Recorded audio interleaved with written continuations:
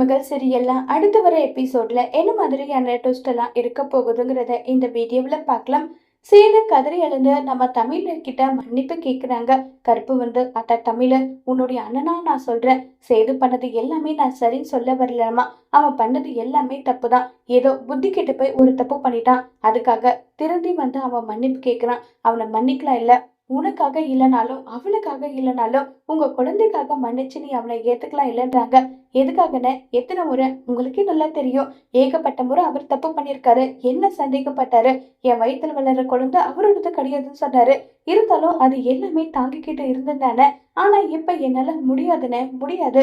அவரை மன்னிச்சு மன்னிச்சு நான் சலிச்சு போயிட்டேன். இப்ப நான் தனியா வாழ நான் பழகிக்கிட்டேன். இனி எனக்கு அவருடைய துணை தேவையே கிடையாது. தயவு செஞ்சு விட்டுருங்கன்னு. என்னால இப்படியும் வாழ முடியும். என்னுடைய கெரியர், என்னுடைய லட்சம், இதை பார்த்து நான் ஓட போறேன். இனி இவருக்கு எனக்கு எந்த சம்பந்தமும் கிடையாது. என்கிட்ட மன்னிப்பு கேட்கணும், மன்னிப்பேன்னு சொல்லிட்டலாம். என் கண்ணு முன்னாடி யாரும் வரக்கூடாதுன்னு சொல்லி தமிழ் கோவப்பட்டு பேசி அனுப்பிடுறாங்க. இதை நினைச்சு சேது ஃபீல் பண்ணிட்டு இருக்காங்க. உடனே சேது கிட்ட கருப்பு வந்து, இங்க பாரியா சேது, நிஜமாவே தமிழ் பொண்ணை நினைக்கும் போது மனசுக்கு ஒரு மாதிரி கஷ்டமா இருக்கு. எல்லா தப்புமே அவ பண்றது கிடையாது, ஆனா தண்டனை அவளுக்கு கிடைக்குது. ஒவ்வொரு முறையும் நீ அதே தப்பு தானே பண்ற. உண்மை தெரிஞ்சதும் அவகிட்ட போய் மன்னிப்பு கேட்கிற. அவளும் சலிக்காம உன்னை பல முறை மன்னிச்சுட்டா, ஆனா இந்த முறை அவ மன்னிப்பான்னு தோணலன்னு சொல்லிட்டு இருக்காங்க. மாமா வண்டி எடுங்க, எனக்கு ஒரு முக்கியமான வேலை இருக்குன்னு சொல்லிட்டு சேது வந்து கருப்பை கூட்டிட்டு போறாங்க. கருப்பும் சேதுவும் சேர்ந்து வீட்டுக்கு வராங்க. உடனே சேதுவை பார்த்த ஐஸ்வர்யா, மாமா நீங்க வந்துட்டீங்களா?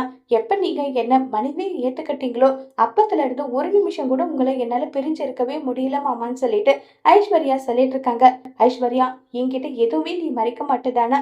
ஆமா மாமா, எதுவுமே உங்ககிட்ட மறைக்க மாட்டேன். அப்படின்னா தமிழோட குரல்ல தமிழோட அப்பாவுக்கு ஃபோன் பண்ணது நீ தானே? சொல்லு ஐஸ்வர்யான்னு சொல்லிட்டு சேது கேக்குறாங்க.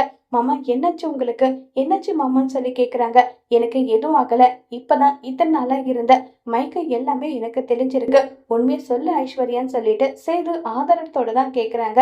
இருந்தாலுமே ஐஸ்வர்யா உண்மையை ஒத்துப்பாங்களா இல்லையங்கிறத வரப்போற எபிசோட்ல வெயிட் பண்ணி பார்க்கலாம். தேங்க்யூ.